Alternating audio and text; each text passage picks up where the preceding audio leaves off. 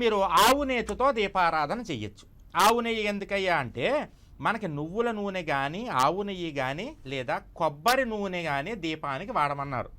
ఆవు నెయ్యి ఎందుకు వాడాలయ్యా అంటే అతి ముఖ్యంగా గవాం అంగేషు తిష్టంతి భువనాని చతుర్దశ యస్మాత్ తస్మాత్ శవం మేస్య అతశాంతిం ప్రయచ్చమే అని చెప్తుంటారు పెద్దలు.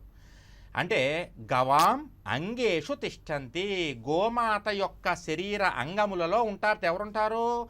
భువనాని చతుర్దశ, 14 భువనాలు. ఇందాక మనం చెప్పుకున్నాం కదా, భూలోక, భువర్లోక, సువర్లోక, మహర్లోక.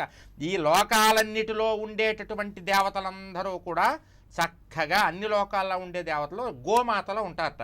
అందుకని గోవు నుంచి వచ్చినటువంటి పాలను కాచి పెరుగు చేసి చిలికి వెన్న తీసి దాన్ని మళ్ళీ జాగ్రత్తగా కాస్తే ఆవు నెయ్యి వస్తే ఆ నెయ్యి ఈ యొక్క దీపారాధనకు విశేషం.